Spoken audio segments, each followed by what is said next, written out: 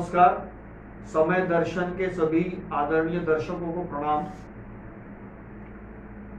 जो त्रिदेव हम कहते हैं, भगवान विष्णु, भगवान शंकर और ब्रह्मा जी, जिसमें कि ब्रह्मा जी सृष्टि करता है, विष्णु जी पालन करता है और भगवान शंकर के बारे में कहा जाता है कि एक्चुअली वो चीजों को रिनोवेट करते हैं और रिन्यूअल रिनोवेशन इसके भगवान है शंकर जी, साथ में री इनकारनेशन।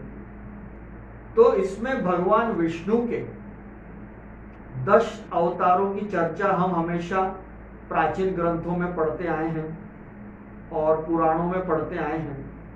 और इस दशावतार का सीक्वेंस यदि हम देखेंगे तो इसका एक वैज्ञानिक पहलू हमें समझ में आएगा कि जिस तरह से इवोल्यूशन हुआ है उस तरह से एक एक अवतार रूप में सामने आया है।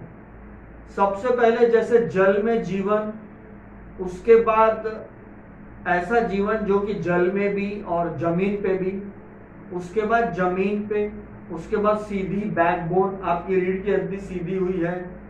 और इस तरह से मेंटल शार्पनेस, समझदारी, ऐसा करके जो इवोल्यूशन हम साइंस में देखते हैं ह्यूमन बीइंग का, करीब करीब उसको एक कोरिलेट करता है ये 10 अवतार का सीक्वेंस। तो 10 अवतार के सीक्वेंस में भगवान विष्णु का हम सबसे पहले मत्स्य अवतार देखते हैं। तो डेफिनेटली मत्स्य अवतार जो है, मछली का अवतार, वो तो पानी में ही, क्योंकि मछली का जीवन पानी में ही रहता है, तो मत्स्य अवतार उस चीज को इंडिकेट करता है। और मत्स्य अवतार के बाद उन्होंने जो अवतार लिया एक कच्छप के रूप में, यानी कछुए का अवतार। तो वो कछुए का जो अवतार है वो पानी में भी रह सकता है, जमीन पे भी रह सकता है, जिसे हम लोग बायोलॉजिकल भाषा में एम्फीबियन कहते हैं। तो एम्फीबियंस वो होते हैं जो जमीन पे भी रह सकते हैं और पानी में भी रह सकते हैं।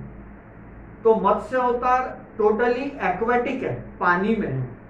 और दूसरा अवतार जो है कछुए का, वो एम्फीबियन है, वो पानी में भी है, जमीन में भी है।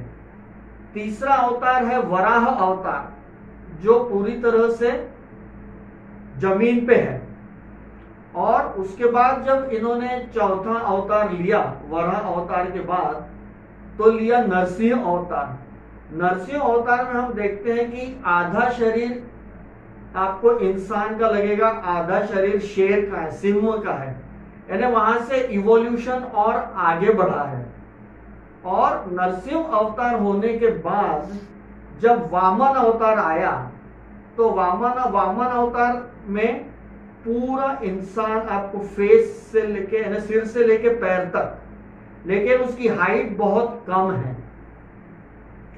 और इसके बाद अगला अवतार जो लिया उन्होंने, परशुराम का अवतार। परशुराम का अवतार डेफिनेटली बहुत ही powerful, fully grown up human being, जो कि शरीर से भी ताकतवर है, दिमाग भी तेज है, किंतु एक धुन का पक्का है। परशुराम जी ने अपने धुन के पक्के थे। तो उसके बाद समझदारी, मन में, दिमाग में शांति रहना चाहिए और मर्यादा। फिर ये अवतार लिया भगवान राम के रूप में विष्णु जी ने। भगवान राम को हम कहते हैं मर्यादा पुरुषोत्तम। और यहां से फिर उनका अगला अवतार आया कृष्ण अवतार। कृष्ण अवतार में जहां भगवान राम 12 कलाओं में निपुण थे, वहीं कृष्ण भगवान पूरी 16 कलाओं में निपुण थे। तो इसे इसलिए संपूर्ण अवतार कहा जाता है। और उसके बाद जो अवतार लिया वो था भगवान बुद्ध का अवतार। भगवान बुद्ध के अवतार में आप देखोगे कि इंसान को, यानी भगवान बुद्ध को जो समझ में आया कि बहुत चकाचौंध, बहुत शानो शौकत, राजमहल, ये जीवन का सच नहीं है। जीवन का सच कुछ और है।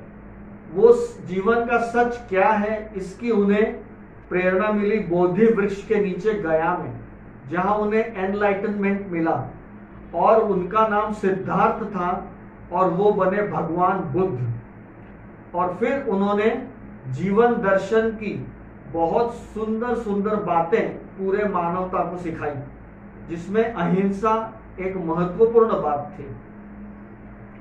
और वहां से अब जब 10वां अवतार आएगा विष्णु जी का, जिसे हम कहते हैं कल्कि अवतार, वो कल्कि अवतार भी पूरे अपनी इंटेलिजेंस और अपनी सोच समझ के साथ आएगा, और वो अवतार इस देखेगा कि इस कलयुग में क्या सही जा रहा है, क्या नहीं जा रहा है।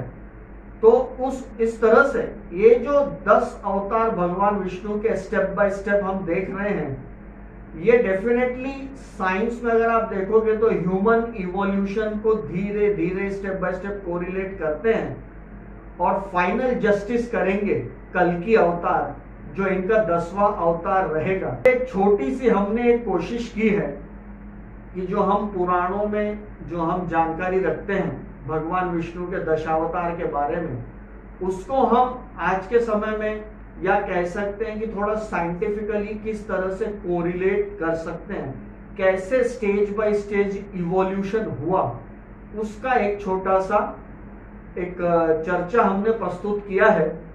आशा है आप लोग इसे सराहेंगे। तो यहीं पे इस चर्चा को विराम देते हैं, आप सबसे अनुमति लेते हैं। बहुत बहुत धन्यवाद। न्यू वीडियोस की अपडेट पाने के लिए सब्सक्राइब करें समय दर्शन न्यूज को और बेल आइकन को दबाएं। आप देख रहे हैं समय दर्शन न्यूज चैनल।